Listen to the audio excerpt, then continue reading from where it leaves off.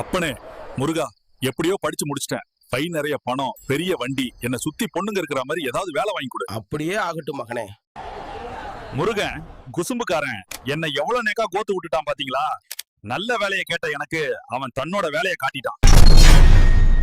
அண்ணே, சுதந்திர தினம்னா என்னென்ன சொல்லுங்க. சோம்பேறி பெண்ணை திருமணம் செய்தவனுக்கு தினமும் உழைப்பாளர் தினம், பணக்கார பெண்ணை திருமணம் செய்தவனுக்கு தினமும் புத்தாண்டு தினம், திருமணமே செய்யாம இருந்தா தினமும் சுதந்திர தினம் தான். அண்ணே, அரேஞ்ச் மேரேஜ் லவ் மேரேஜ் என்ன வித்தியாசம்? அம்மி மிதிச்சு அருந்ததி பார்த்து கல்யாணம் பண்ணா அரேஞ்ச் மேரேஜ், அதே மம்மி மிதிச்சு டாடி உதச்சு கல்யாணம் பண்ணா லவ் மேரேஜ்.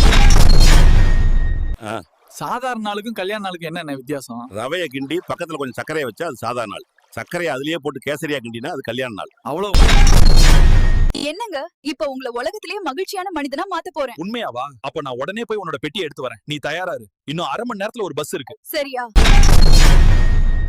திருமணத்திற்கு பிறகுதான் ஆண்களின் வாழ்க்கை முழுமை அடையுது. ஏன் தெரியுமா? தெரியலையே. ஏன்னா அதன் பிறகு அவன் வாழ்க்கையே மொத்தமா முடிஞ்சு போயிடுது. அதனாலதான். அம்மா, தூக்கமே வரல, ஒரு கதை சொல்லுங்களேன். அப்பா இன்னும் வரல தங்கம். அவர் வந்ததும் ஏன் லேட்டுன்னு கேப்போம். அப்புறம் பாரு எத்தனை கதை சொல்ல போறாரு.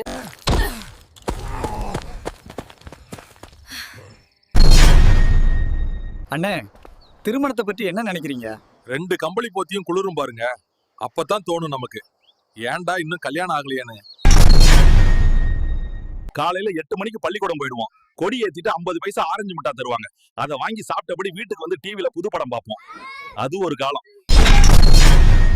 அண்ணே, சொந்தங்களை பத்தி என்ன நினைக்கிறீங்க? நமக்கு துன்பம் வரும்போது எல்லாரும் வேடிக்கை மட்டும் தான் பார்ப்பாங்க, யாரும் உதவ மாட்டாங்க.